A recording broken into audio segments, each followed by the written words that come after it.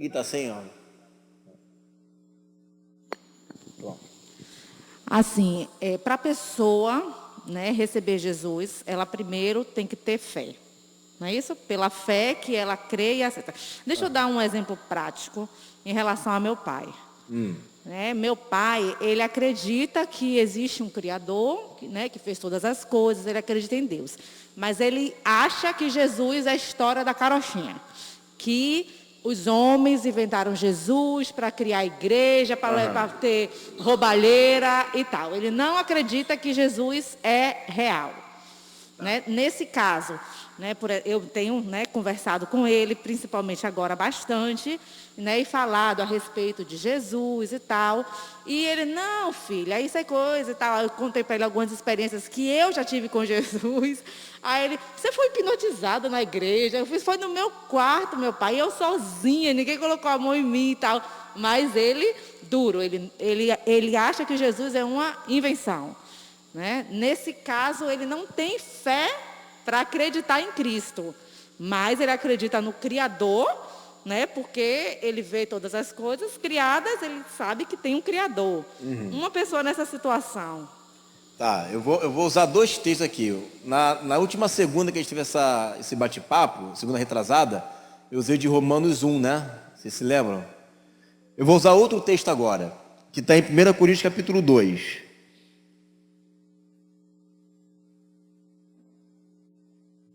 1 Coríntios capítulo 2.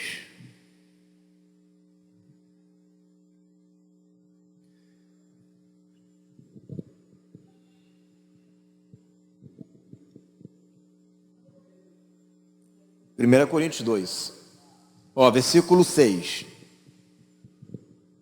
Deixa o irmãozinho achar ali.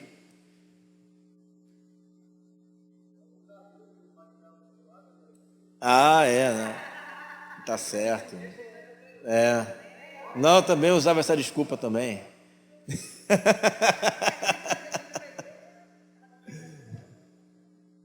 Aí, ó. Olha só, versículo 6. Todavia, falamos sabedoria entre os... O que está escrito aí? Ó, maduros, perfeitos, perfeitos. Tá? Você se lembra daquela explicação que eu fiz sobre os perfeitos, né? Tá. Não, porém, a sabedoria deste mundo, nem dos príncipes deste mundo, que se aniquilam, mas falamos a sabedoria de Deus, que está aí? Oculta em mistério, a qual Deus ordenou antes dos séculos para a nossa glória, a qual nenhum dos príncipes deste mundo conheceu, porque se a conhecesse, nunca crucificaria ao Senhor da glória. Mas, como está escrito, as coisas que o olho não viu e o ouvido não ouviu, e não subiram ao coração do homem, são as que Deus preparou para os que o amam. Mas Deus não a revelou. Está vendo aí, ó? Aquilo que os olhos não viram, os ouvidos não ouviram, e aquilo que penetrou no coração do homem, hoje nós temos conhecimento disso, é o que está falando. Hoje nossos olhos veem, nossos ouvidos ouvem, e isso penetra o nosso coração, está dizendo. Mas Deus não as revelou pelo seu Espírito, porque o Espírito penetra todas as coisas, ainda as profundezas de Deus. Porque qual dos homens, olha aí a resposta para o... Ele é o que seu? Olha a resposta para o teu pai, ó.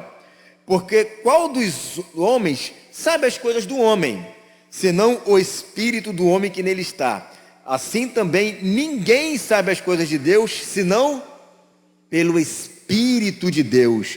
Mas nós não recebemos o Espírito do mundo, mas o Espírito que provém de Deus. Para que leia para mim? Para quê?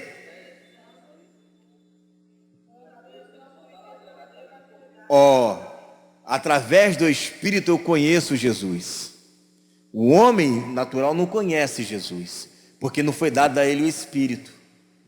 Ele é um homem natural, e o homem natural não discerne nada espiritualmente, porque dele nada é discernido.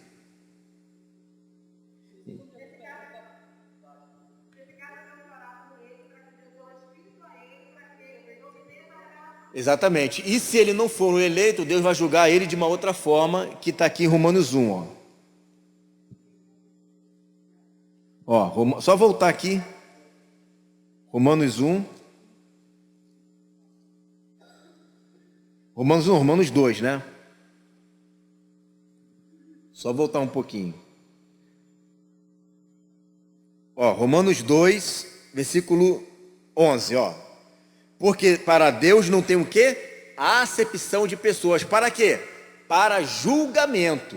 Deus não vai julgar, Deus não vai deixar de julgar ninguém, Deus vai julgar a todos, mas com critérios diferentes. Ó, versículo 12. Porque todos os que sem lei pecaram, sem lei também perecerão. E todos os que sob a lei pecaram, pela lei serão julgados. Porque os que ouvem a lei não são justos diante de Deus, mas os que praticam a lei hão de ser justificados.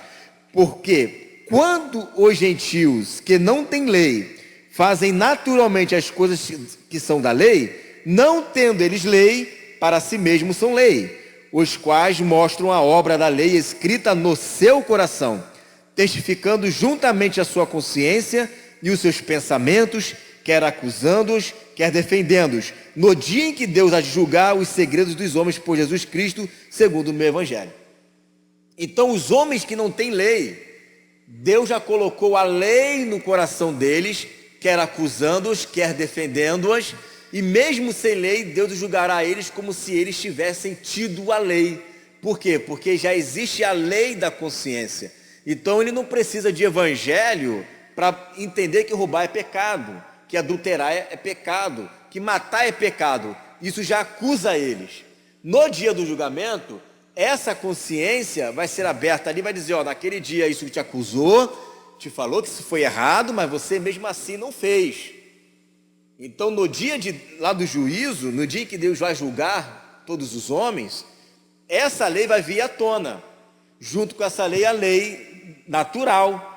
A gente quer exigir dos homens compreensão de coisas que somente quem tem o Espírito de Deus pode compreender, né? Então, o camarada não aceitou Jesus para o inferno, mas ele não aceitou Jesus por quê? Será que ele recebeu o Espírito para discernir as profundezas de Deus?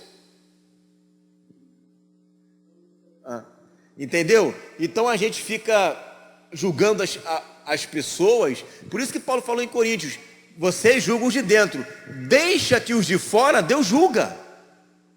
Deixa que os de fora Deus julga. O nosso problema é julgar os de dentro. A gente prega a palavra, a gente prega o amor, a gente vai continuar orando, a gente vai continuar pregando o evangelho, vai continuar falando que Jesus é o Salvador, né, que o inferno existe, né? E Deus, ele vai julgar naquele dia. É Deus quem vai julgar por Jesus Cristo. O nosso papel é continuar pregando. Se ele não for eleito, o critério vai ser um. Se ele for eleito e Deus falar através dele que Jesus existe e ele negar, aí são outros 500. Porque aí é ele crer em Jesus, como está lá em João 12, né, que fala que muitos fariseus creram em Jesus, mas tinham medo de confessar Jesus por causa dos fariseus, porque eles tinham medo de serem expulsos da sinagoga, porque amavam mais a glória dos homens do que a glória de Deus. Então, o eleito, uma vez que ele nasceu de novo, aí ele fica, como diz a palavra que o pastor gosta muito de usar, né? Pastor Emerson, fica indesculpável. Aí ele fica indesculpável, aí já era. Tá? Agora, o não eleito, ele não tem discernimento espiritual. A gente fica exigindo, né? Mas você fica falando mal de quem fala língua estranha, porque você não é do mundo, você não entende. Ele não vai entender mesmo. Ele tá andando conforme a Bíblia está nos ensinando que ele vai andar. É a gente querer que ele entenda coisas espirituais com mente natural. Não tem como.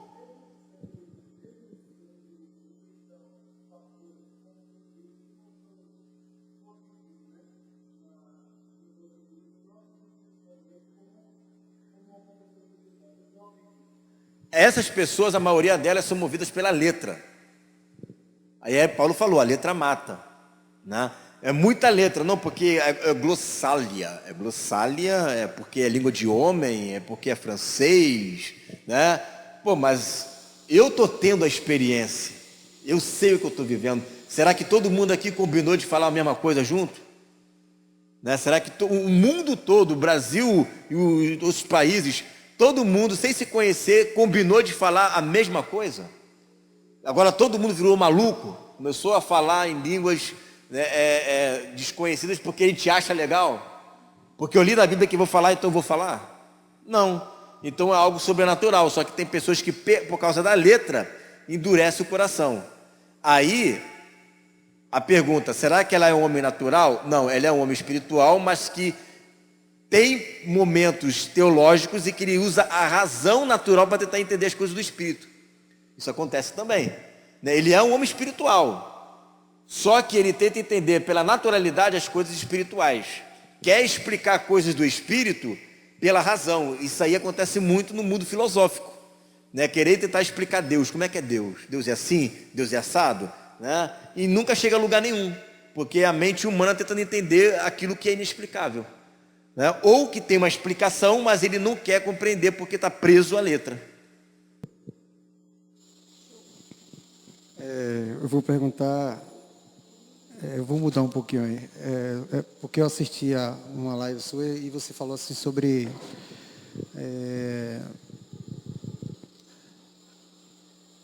vamos colocar aqui para não ficar tão, vamos lá.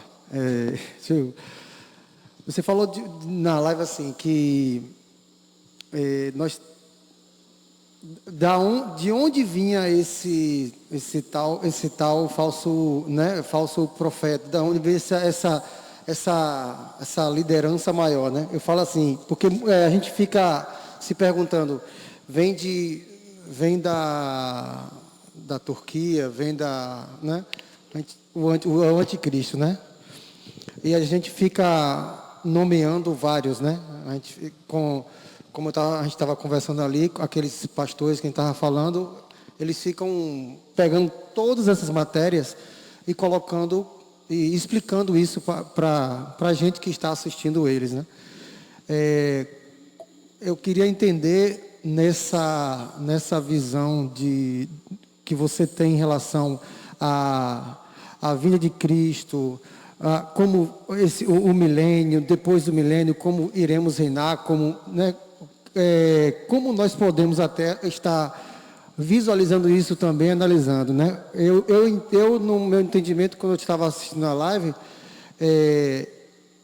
eu tive esse entendimento de que eu como cristão, eu iria ver os sinais deles, né? E iria identificar dessa forma, né? Mas nós estamos debaixo de lideranças, nós não somos só. Eu falo, nós somos igreja, né? Eu entendo assim, eu não posso querer colocar algo na sua mente, né? Algo que eu acredito que seja, e eu estar colocando isso como regra, como verdade. Sim, baseado-se na Bíblia, concordo, mas com pesquisa, com achômetros, eu sou avesso a essa palavra de eu acho, né? Eu sou avesso. E o que eu vejo, muitas vezes, dentro das igrejas, eu passei por 3 igrejas, mas trabalhei com vários pastores, a visão é diversificada de cada um, né? E a gente fica assim, poxa, aqui, eu passei um período aqui nessa cidade que eu não encontrei, eu não queria encontrar e não encontrava uma igreja para congregar que tivesse o mesmo ensinamento, a mesma visão de reino, de tudo isso que você vem falando. Eu fico me perguntando por que esses líderes que foram escolhidos, né, eles não se abrem a você, a equipe que vocês estão formando, são formados, eles não se abrem a isso, a esse conhecimento, o poder, eles sabem, o amilenismo, os Illuminatis, sabe? Eu fico nessa pergunta minha, bem complexa, que eu fico aí analisando por várias situações às vezes você tem pastores que eles se entregam a isso. Agora mesmo, eu tive uma conversa com um grupo nosso aqui, são de hombridade, os homens. A gente estava falando sobre isso, sobre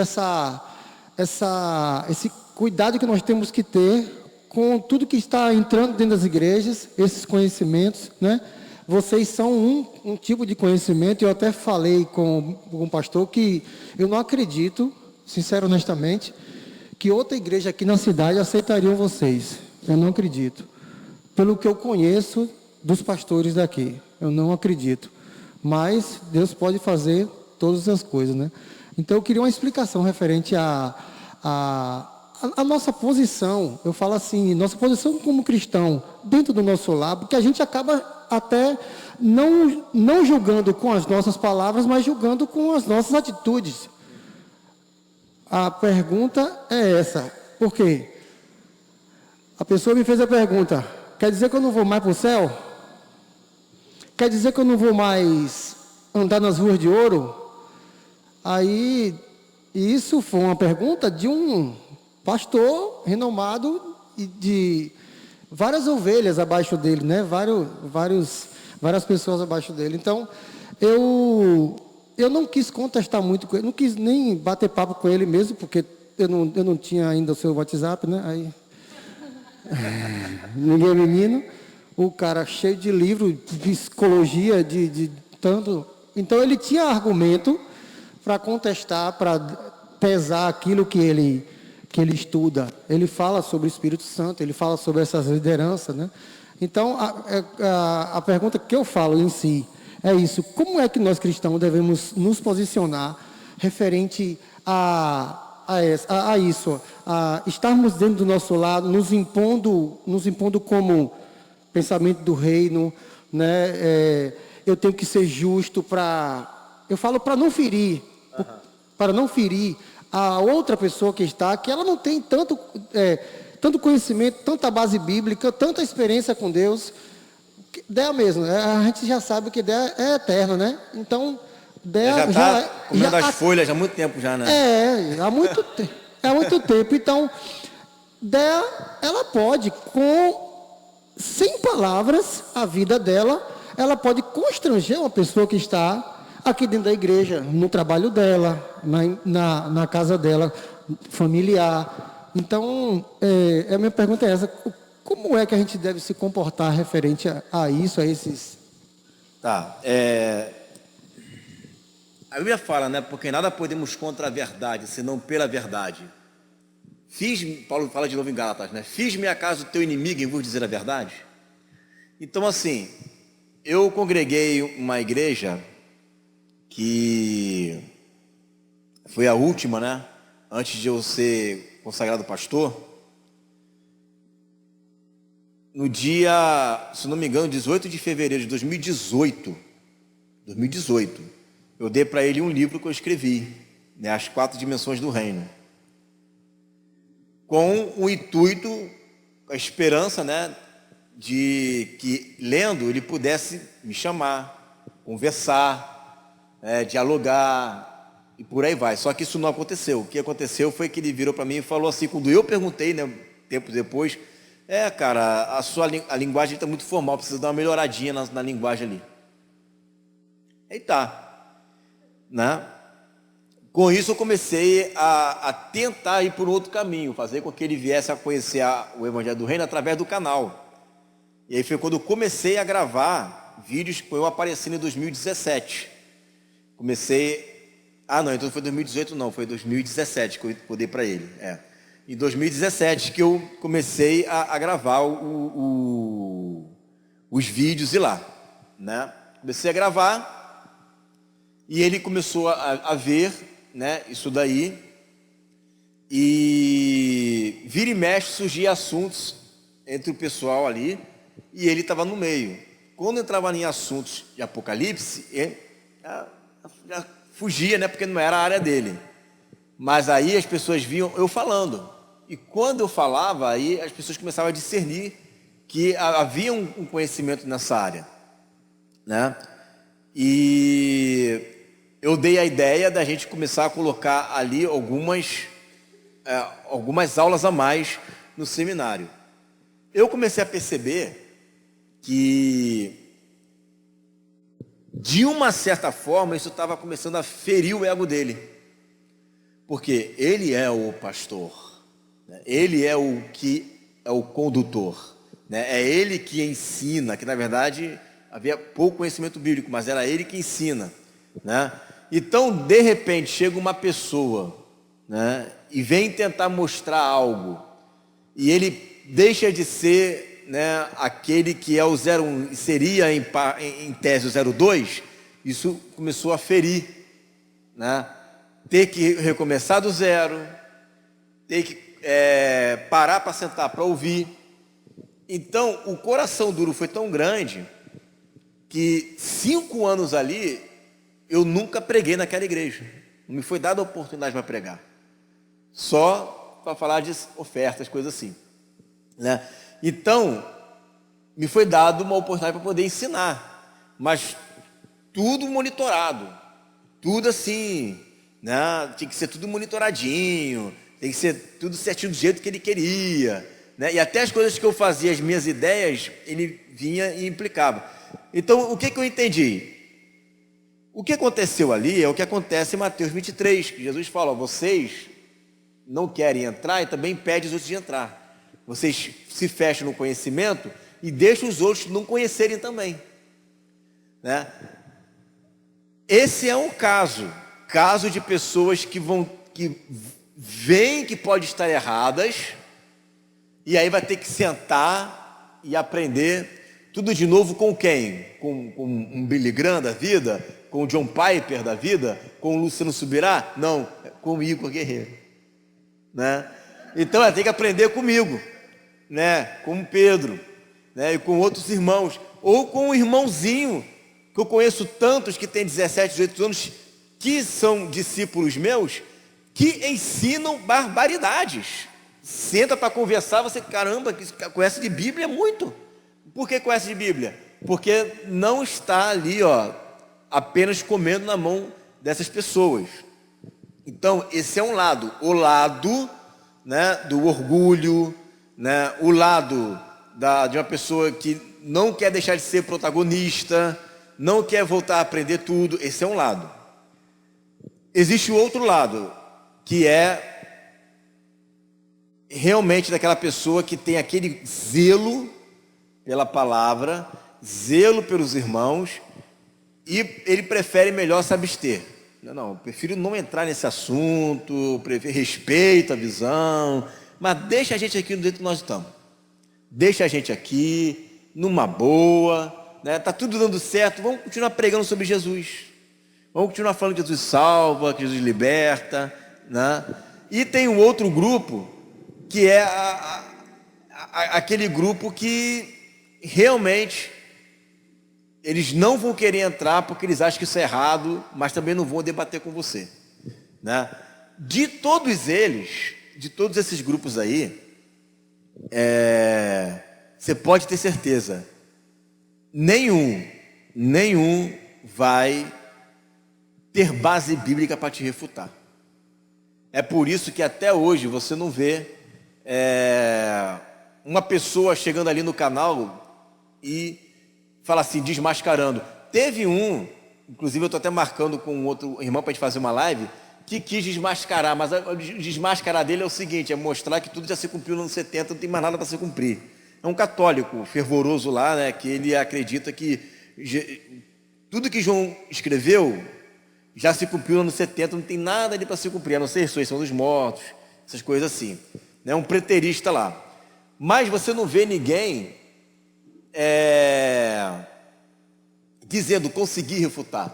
Por isso que eu falei com muita ênfase aqui naquela noite, né? Você vai conversar com um calvinista, você vai conversar com um arminiano, você vai conversar com uma pessoa que crê que vai morar no céu, você mostra as bases ali, né? Essa pessoa, ou ela aceita ou ela vai dizer isso. Não, é melhor cada um ficar com a sua visão, cada um do jeito que ela queira, né? E fica por isso mesmo. Essa resistência que você está falando aí é uma resistência que pode acontecer por zelo, né?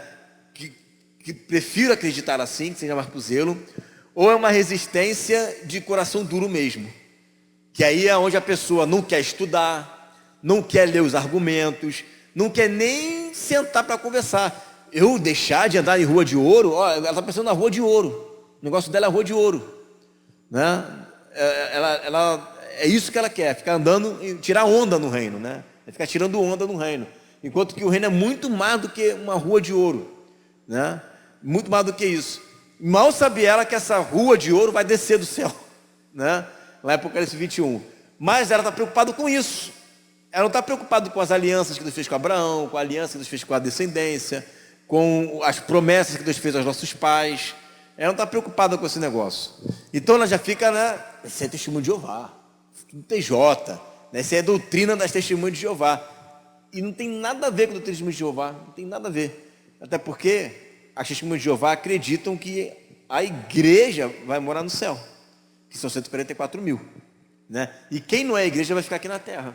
E vão usar os mesmos textos, João 14, né? Efésios 3:20, a nossa paz está nos céus, e por aí vai. Então existe uma série de respostas, mas uma boa parte é isso daí, é não querer perder o protagonismo, é dura cerviz, né? É parar para aprender tudo de novo. Isso só faz quem tem um coração humilde e quer aprender. Daí é que está surgindo uma série de pessoas, porque você não consegue controlar o YouTube, né? Que são, eu tenho lá no canal gente da CCB, né? Gente de adventista, né? Que estão ali congregando, mas quando dá de encontro com o canal, fica impactado e não consegue, igual a Déia, tem uma outra visão, continua congregando, mas destoando de tudo que está acontecendo ali, né? Isso não vai ter como parar. Se os pastores continuarem impedindo, o resultado vai ser o seguinte: a massa que vai ouvir vai sair daquelas igrejas e vai congregar em outro lugar, aonde vai estar se pregando, porque nós vamos procurar implantar em todos os lugares, através da ajuda dos irmãos, né? Na Bahia, Simões Filho, e tudo quanto é lugar, igrejas que têm essa visão do reino. E se os pastores não aderirem, os membros que ouvirem e forem impactados vão acabar saindo de lá. E aí o resultado vai ser esse. E eu não vou poder fazer nada. Eu vou dizer, não fica não, vem para cá não, fica lá. Não, porque a ideia é que os pastores ouçam essa palavra e aderem. Mas eu não posso deixar de pregar. E se eles não aderirem, o resultado vai ser esse. Inclusive tem uma irmã que vai vir congregar para cá, porque a igreja que abraçou a visão. Mas ela ficou 2 anos parada, né, esperando uma igreja local que ela pudesse vir congregar. Agora tem. Então, se tiver mais irmãos aqui da área que vão querer congregar, eu vou estar indicando essa igreja, para eles poderem estar congregando. E aí, se tiver um outro irmão de uma outra igreja que o pastor falar, esse cara não prega aqui não, aqui ninguém é essa visão, mas tem 20 lá que vão crer, eu vou dizer, ó, tem uma igreja lá que prega, você pode ir para lá tranquilo que lá você vai aprender isso, né? Não vai ter outra saída, porque isso não tem como segurar mais essa palavra, não tem como. Essa pessoa que veio conversar comigo foi o que eu te falei, que eu convidei ele aqui, e ele foi embora no primeiro dia, né? Ele falou que você falou, pô, o primeiro dia foi tão tranquilo. O primeiro dia foi tão tranquilo. Ele é um desse avesso que ele fez assim, isso aí é que nem a onda do G12, né? Da época do trabalho do G12. Isso é a mesma onda, Paulo, não vá nessa. Eu disse, cara, fica para ver o final, vê se é a mesma onda mesmo. Eu acho que ele não ficou com medo. Medo. Mas aí, olha só, se é uma onda, que onda boa, né? Estudar a palavra, né? É uma boa onda. A gente está aqui igual naquele 4 horas estudando, orando, buscando, se santificando. Que onda massa! Eu quero entrar nessa onda mesmo, né? Eu quero entrar nessa onda. Uma onda de avivamento, onde a igreja começa a estudar a palavra, começa a buscar, começa a ler, começa a ser avivada, começa a querer ter um comportamento diferente, começa a restaurar a família, começa a querer entrar nas profundezas de Deus. Eu quero entrar nessa onda. Eu quero entrar nessa onda. Agora, essa onda que a gente está ensinando aqui não é uma onda nova. É uma onda que já era ensinada lá no 1º século.